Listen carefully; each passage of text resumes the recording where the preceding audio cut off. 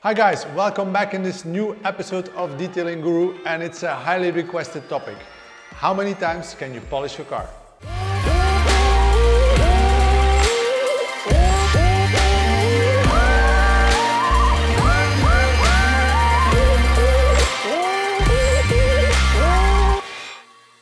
As I've mentioned in a previous episode, you can only remove clear coat once. So it's really important to find the least aggressive method to get the job done to meet your expectations. Bear in mind we are working on the top layer of the paint system, which is the clear coat. It's only between 30 and 60 microns thick. For my American friends, 1 micron is 25.4 mils, so they have to do the math themselves. To make it more visual, it's less thick than a human hair. So, important note, in this case we are talking about OEM clear coat, no single stage paint and non-resprayed panels. The word polishing can have different meanings. You can do a polish of your car to enhance the gloss, which will be very little removal of clear coat, and you can do a polish of your car to remove defects, which is a different ballgame. There are many variables that will influence the amount of clear coat that you remove. For example, a twisted wool pad with a heavy cutting compound. This is actually not advisable to get as your first combination. Always try to find a medium with a medium polish to see if it gets the job done. Second, machine and machine type. We have dual action machines and we have rotary machines.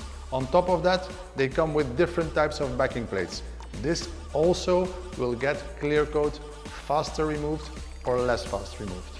And last but not least, the guy behind the machine and the technique.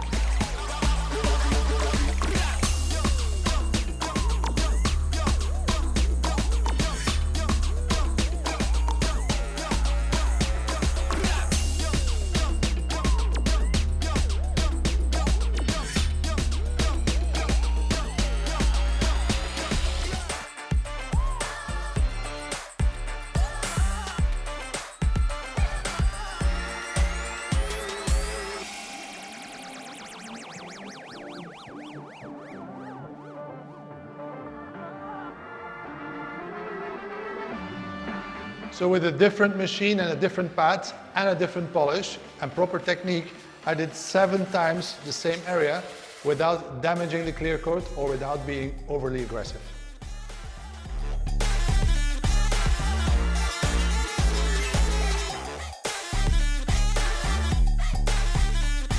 So as you see, there is no scientific method or tool that will tell you how many times you can polish your car. There are way too many variables. Machine type, backing plate, but also substrate. Sometimes you polish on a carbon fiber panel, sometimes you polish on a bumper, sometimes there are different paint systems with different harnesses, so many variables. That's why it's really important when you don't have material to work on to choose, for example, a soft pad with a wax. This will fill up some scratches, but your clear coat will be saved. Regarding DIY and professionals, it's truly necessary as a professional to have a paint depth gauge. Not to measure the clear coat, but it will give him an idea of what has happened on the paint. Has there been the use of filler, Bondo, etc, etc. We're not going into advanced mode. This is a DIY episode, so really important to note is that always try the least aggressive method possible. If you have any more comments, write them down below. If you like this episode, give it a thumbs up. If you haven't subscribed, do it. I'm out. See you soon.